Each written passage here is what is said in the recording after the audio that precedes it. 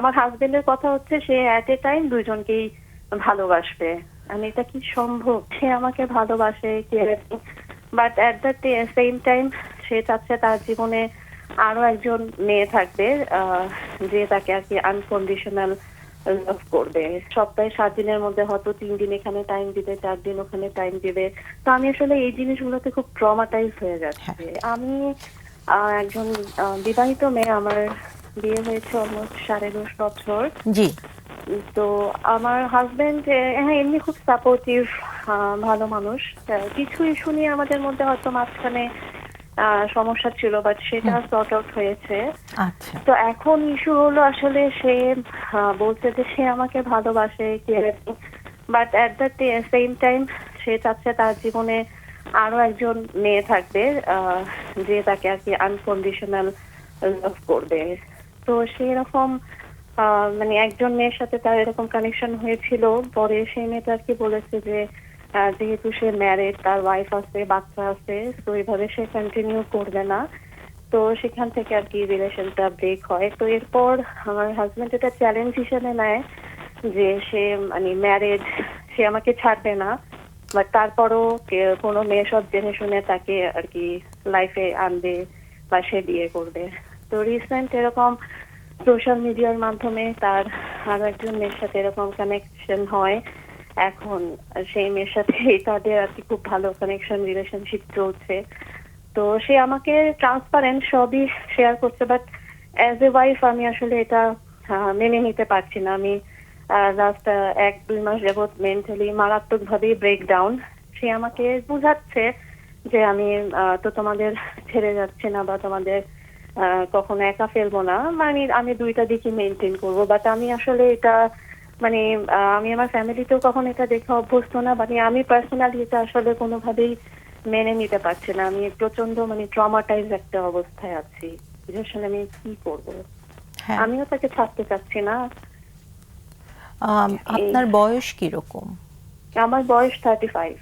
পড়াশোনা করেছেন কিরকম? জি, আমি এমবিএ কমপ্লিট করে আমি একটা ব্যাংকে চাকরিও করেছি। তো পরে আমার বাচ্চার স্কুলিং এর জন্য আমি জব লেফট করেছি। বাচ্চার বয়স কত? ওর বয়স 6। 6 বছর। স্কুলে যায়?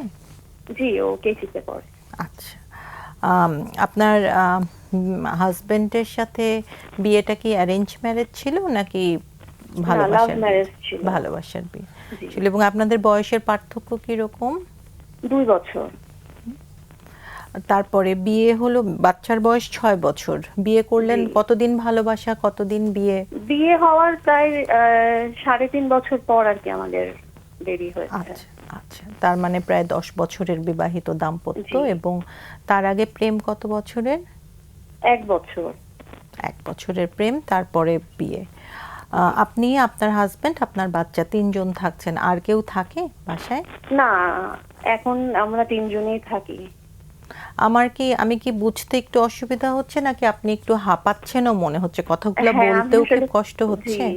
মানে কথা বলতে যে আমার হার্টবিট বেড়ে গেছে। হ্যাঁ, হ্যাঁ। সেই জায়গাটা একটা অস্থিরতার জায়গা বোধহয় আমরাও এখানে অনুভব করতে পারছি।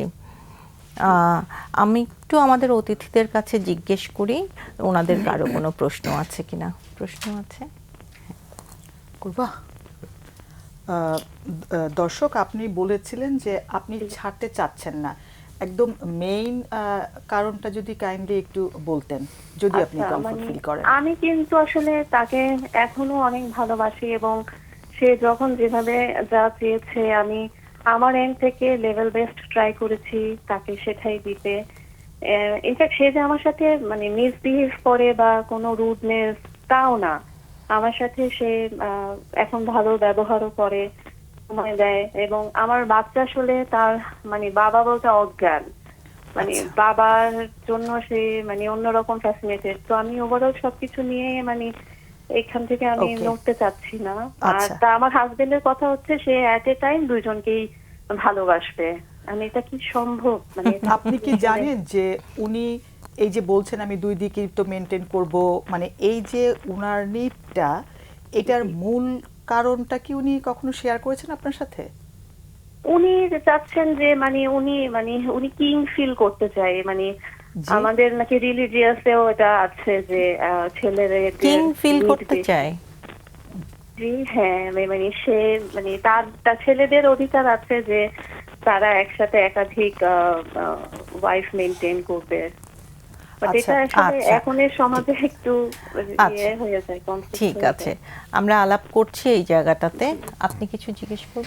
মানে, তার মানে আমি যদি বুঝি যে এটা আপনার হাজবেন্ডের মূল্যবোধের ব্যাপার, হ্যাঁ, এবং এই মূল্যবোধের সাথে আপনি অ্যাগ্রিড নন, যে কারণে আপনার কষ্ট হচ্ছে, আবার একই সাথে আপনি তাকে ভালোবাসেন প্রচন্ড পরিমাণে, রাইট? জি। হ্যাঁ, আচ্ছা, এখন মানে এই যে মূল্যবোধগত পার্থক্য, এই ব্যাপারটা নিয়ে কি আপনাদের মধ্যে আলোচনা হয় যে হ্যাঁ আমরা হ্যাঁ হাজবেন্ড ওয়াইফ? প্রচুর হয়, কিন্তু সে কোনোভাবেই, আমি অনেকভাবে বোঝানোর চেষ্টা করছি যে বাচ্চা একসময় বড় হবে, তার একটা সাইকোলজিক্যাল ইফেক্ট হবে, মানে সোশ্যাল গতভাবে বা আমার ফ্যামিলিগত ভাবে একটা হবে। তার কথা হচ্ছে আমার ফ্যামিলিকে সে এটা চেষ্টা করবে যেন তারা কোনোভাবেই না জানে। সে সপ্তাহে 7 দিনের মধ্যে হয়তো 3 দিন এখানে টাইম দিবে, 4 দিন ওখানে টাইম দিবে। তো আমি আসলে এই জিনিসগুলোতে খুব ট্রমাটাইজ হয়ে যাচ্ছে। আপনার শ্বশুর শ্বশুর বা আপনার হাজবেন্ডের পরিবারে কি এরকম প্রচলন আছে? না, নেই। নেই। আচ্ছা, ঠিক আছে দর্শক, আমরা মনে হয় আমাদের প্রশ্নটা পেয়ে গেছি। আমরা একটু আলাপ করি। আর আপনি যে একটা খুব কঠিন সময়ের ভেতর দিয়ে যেতে যাচ্ছেন সেটা আমরা বুঝতে পারছি, এবং আমাদের তিনজনের পক্ষ থেকে আপনার প্রতি ঐকান্তিক মানে সমবেদনা বললে আপনাকে আসলে ছোট করা হবে, কারণ আপনি ফোনেও হাঁপাচ্ছেন, আমরা বুঝতে পারছি। আপনার জন্য শুভকামনা, মঙ্গল, ভালোবাসা, দোয়া সব কিছুই। আপনি একটু শুনেন, আমরা আলাপ করি। জি, thank you. ধন্যবাদ। ডিফারেন্ট লাগে। এই পরিস্থিতিগুলো অ্যাকচুয়ালি আমার মনে হয় মানে খুব চ্যালেঞ্জিং বা ডিফিকাল্ট, হ্যাঁ। ওনারা ভালোবেসে বিয়ে করেছেন, এবং দুজনের মধ্যে অনেকগুলো জায়গায় সেই ভালোবাসার জায়গাটা স্ট্রং। আচ্ছা, বাট আলাদা কিছু মূল্যবোধের ব্যাপার থেকে হাজবেন্ড তার লাইফস্টাইলটাকে একরকমভাবে সাজাতে চাচ্ছেন, যেটা ওয়াইফের সাথে কনফ্লিক্টিং। আর এই কনফ্লিক্টিং ব্যাপারটা যদি মেজর হয়ে ওঠে, তাহলে এই রিলেশনশিপটাই আরো থ্রেটেনিং হয়ে উঠবে, রাইট? ওকে, সেটাই। দেখেন হাজবেন্ড যেটা বলছেন যে এটা উনি বলেছিলেন, ওনার ওয়াইফ বলছিলেন যে ভদ্রমহিলা, যে হাজবেন্ড খুব ট্রান্সপারেন্ট, কার সাথে কথা বলছে, কার সাথে সম্পর্ক হচ্ছে সব কিছু ওনাকে শেয়ার করে, রাইট? তো এটা উনি এক সময় নিতে পারলে এখন আর নিতে পারছে না। তো এখন যদি ওনার হাজবেন্ড যদি আরও একটা দুটো বিয়ে করতে চায়, সেটা সামাজিকভাবে স্বীকৃত হতে হবে, তাই না? তো হাজবেন্ড যেটা বলছে যে আচ্ছা, এটা আমি বিভিন্নভাবে গোপন রাখবো, ফ্যামিলিকে জানতে দিব না, তুমি শুধু যদি অ্যাগ্রি করো তাতেই ঠিক আছে, এমনটা হয়তো উনি বোঝাতে চেয়েছেন। তাহলে সেই জায়গাটা নৈতিকভাবে কতটা আবার সমর্থনযোগ্য, আসলেই, তাই না? হ্যাঁ। তো ওনার হাজবেন্ডের মূল্যবোধকে যদি মানে ওয়াইফ সাপোর্ট করে, ওয়াইফের ফ্যামিলি, হাজবেন্ডের ফ্যামিলি সবাই যদি সাপোর্ট করে, তখন একরকম, মানে সেটা তাদের প্র্যাকটিসের ব্যাপার, মূল্যবোধের ব্যাপার।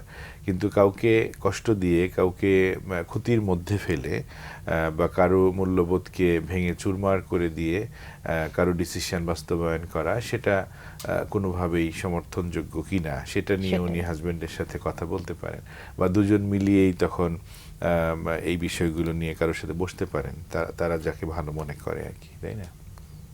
এবং যেখানে একটা প্রেমের সম্পর্ক ছিল, সেখান থেকে তারা দাম্পত্যে ঢুকলো, 6 বছর বাচ্চা হলো।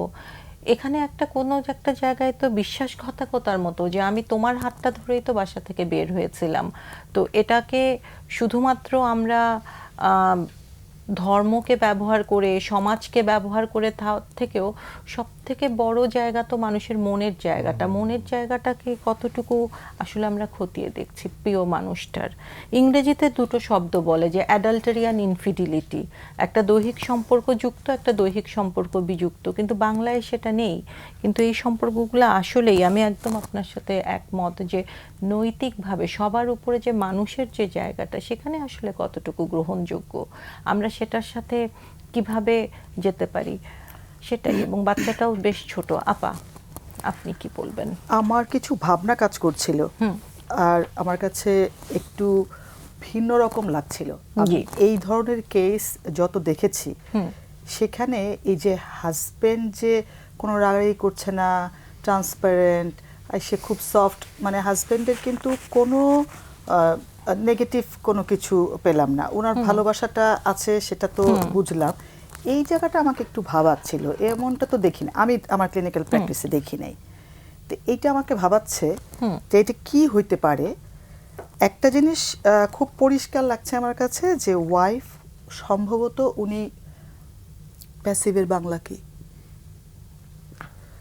পরোক্ষভাবে নিজেকে প্রকাশ করতে না পারা আর কি। হ্যাঁ, এটা একটা অনুমান, আমি তো সমস্ত কিছু জানি না, আমি অনুমানের ভিত্তিতে কথা বলছি, দর্শক শুনছেন উনি যেটাতে রিলেট ফিল করেন, যদি মনে করেন ঠিক না ফেলে দিবেন, এটা আমি জাস্ট আমার অনুমান। সম্ভবত দুটা হাইপোথিসিস আমার মাথায় কাজ করতে, দুটা অনুমান। একটা অনুমান হচ্ছে যে উনি নিজের বিষয়টা খুব দৃঢ়ভাবে প্রকাশ করতে হয়তো পেরে উঠছেন মানে না, খুব জোর দিয়ে নিজেকে হ্যাঁ। বলতে না, এটা শুনতে হবে, এটা আমি কোনো এরকম রাগ টাগ ভাবছি। কিছু না, আমরা যে বলি না ফার্ম ভাবে কিছু যৌক্তিক ভাবে নিজের অধিকার আদায়ের এটা করা। সক্ষম ভাবে হয়তো হাজবেন্ডের ব্রেন বুঝতেছে আরেকবার পুশ দিলে আমার বউর এসে কাজ রাজি হয়ে হবে। যাবে এটা। তো উনি যদি ধর্মের কথা বলেন, ধর্মে তো মানে ফার্স্ট ওয়াইফের পারমিশন ছাড়া তো আর বিয়ে করা যাচ্ছে না, আর এনিওয়ে ওইদিকে না যাওয়াটাই ভালো, এইসব কথাবার্তা। আমি আরেকটা জিনিস ভাবছিলাম, হাজবেন্ডের কোনো ইস্যু আছে কিনা, সেটাতে আর কোনো অনুমান করতে যাচ্ছি না, কারণ আমার কাছে তো কোনো তথ্য নাই। তো হাজবেন্ডের কোনো, অনেক সময় মেন্টাল হেলথ মানে কোনো অসুবিধার কথা বলছি না, অনেক সময় অনেক রকম ইস্যু থাকে। আমি উদাহরণে না যাই, কারণ যেহেতু তথ্য নাই, উদাহরণটা বুঝাইতে চাচ্ছি যে এইরকম মেন্টাল হেলথ কোনো ইস্যু থাকে, তার জন্য এরকম বিহেভ করছে। তো কি আমরা জানি না। তো উনি চাইলে কোনো পেশাজীবীর সাথে কথা বলতে পারেন। এটা একটা কথা উনাকে বলে আমি থামবো। পৃথিবীতে সব মানুষ যত রকমভাবে প্রতিক্রিয়া করে, বিজ্ঞানীরা সব কিছু একসাথে করে দেখলেন যে এটা 5 রকম, বিজ্ঞানীরা বিশ্লেষণ করে দিলেন 5 রকম। এক হচ্ছে ইউজুয়াল রিঅ্যাকশনের বাংলা কি, নিয়মিত যেটা হ্যাঁ, এখন যদি আমি এইখানে একটা বাঘ দেখি আমি চমকায় উঠবো, তো এই প্রোগ্রামের মধ্যে তো আমার এইভাবে করা উচিত না, কিন্তু করলাম, এটা ইউজুয়ালি, এটা ঠিক আছে। সেকেন্ড হচ্ছে অ্যাভয়েড করা, এরপর থেকে আর বাংলা ভিশন এখানে আসলামই না, যে ওরে বাবা বাঘ আছে এখানে, অ্যাভয়েড করলাম। থার্ড হচ্ছে সলভ করা, সৌরভ ভাই আপনি এটা, হ্যাঁ, সমাধান করা। 4 নাম্বার হচ্ছে মেনে নেওয়া, বাংলা ভিশন এই প্রোগ্রামটা আমি এত পছন্দ করি, বাঘ আসলে আমি মেনে নিব, কি করবে কামড়, আচ্ছা মেনে নেওয়া, র্যাডিক্যাল অ্যাকসেপ্টেন্স। 5 নাম্বার যেটা উনি ভাবতে পারেন, মেক ইট ওয়ার্স, আমরা এমন কিছু আচরণ করি যেখানে আরও গন্ডগোল পাকায়। ওনার এই ট্রমা, আমি ওনাকে অনুরোধ করবো এটা মাথায় রাখতে, উনি যত ট্রমা থাকবেন, ওনার যত অসুবিধা হবে, উনি কখনোই অ্যাসার্টিভলি সুদৃঢ়ভাবে নিজের অধিকার ওটা তো বলতে পারবে না, তাহলে মেক ইট ওয়ার্স, সক্ষম হবে না, তাহলে আরও দিন দিন এটা হতে, এটা উনি মাথায় রাখুক। উনি উনারটা অ্যাসার্টিভ, সুদৃঢ়ভাবে উনি বলুক, হ্যাঁ, এবং প্রয়োজনে একটু উনি মানসিক স্বাস্থ্য পেশাজীবীর কারো একটু সাহায্য নিন। শিক্ষিত মানুষ, ব্যাংকে কাজ করেছেন, এখন বাচ্চার জন্য ঘরে আছেন, এবং হাজবেন্ডের এই জায়গাগুলা, যেই জায়গাগুলা গ্রহণযোগ্য না, সেটা কিভাবে বলা যায়।